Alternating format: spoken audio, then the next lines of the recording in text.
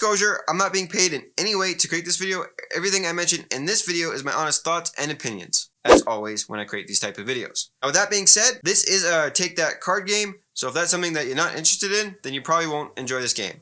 But if that does sound interesting to you, then let me give you an overview about this game. Alright, so this is how the game is set up. Pretty much the whole game is going to take place in purchasing these cards here, and there's 3 different types of cards you can purchase, which are considered categories. You have the loot category, the navy category, and the clan category. At the start of the game, you're going to be able to choose what victory points that the players need to reach in each category in order to win the game. So for a shorter game, you would choose a number like 5 or 6, 7 or 8 for a longer game. I find the sweet spot is at 6 with 4 players. If you want a longer game with like 2 players, 7 or 8 is going to be where you want to play at. Now, this is the market deck and this is the resource deck. In order to purchase these cards, you're going to need resources in order to purchase them.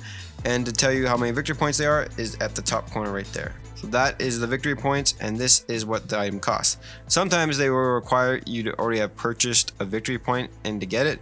So this one says, example, you need 1 loot victory point, which means you would have to purchase 1 loot in order to purchase that one first. So at the start of the game, each player will draw 6 cards from the resource deck, and at the start of each turn, you draw 2. And there's different cards you can draw from the deck. I'll just show you the resources right now. So there's stone, gold, you can get a Viking, food, and wood. There's also action cards you can get, which are indicated by the A in the corner. I'll talk about actions in a little bit. There's also other cards like Gift of the Guards, which will let you choose 2 resources that you want to use.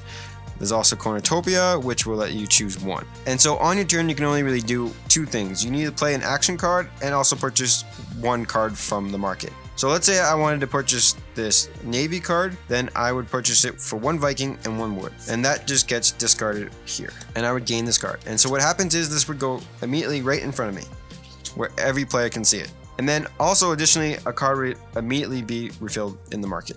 Now I could play an action. The main action that you're going to be able to do is raid another player. Let me kind of show you how raid cards work. If you play a raid card, you get to choose a player that has victory points in front of them. So for example, if I had these 3 navy cards in front of me and someone plays a raid and they pick my navy, because you can pick any category, what I would then do is I would then choose the amount of cards in my category, which is 3. So I would get 3 raid protection cards. And what I would do is I would shuffle this up, see if you can guess which one it is. And then the player would get to choose 1 card.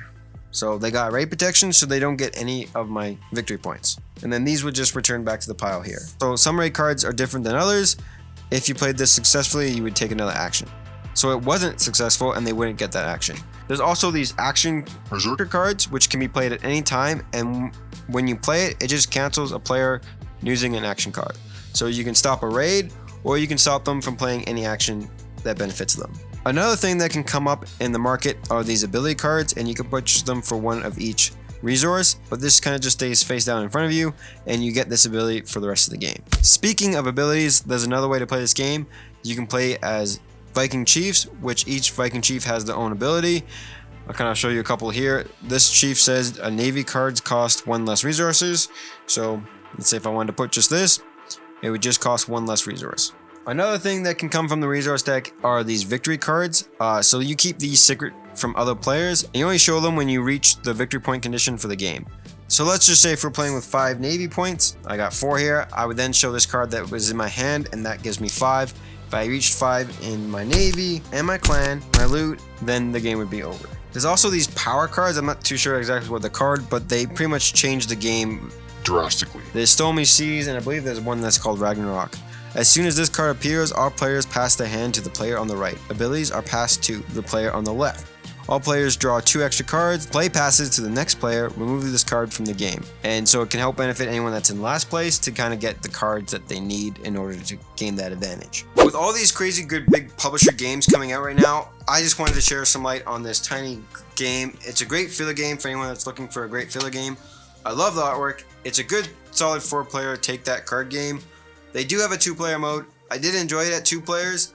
At 3 players, I did find with the nature of Take That games, there's always 1 player that gets picked on by the other 2 players. If you guys like Take That games, then you're going to enjoy this one too. It plays roughly in 45 minutes. I say that's pretty accurate, again, depending on those victory point conditions that you set at the beginning of the game. Now, shipping for this game is a little bit high, I think, depending on where you live.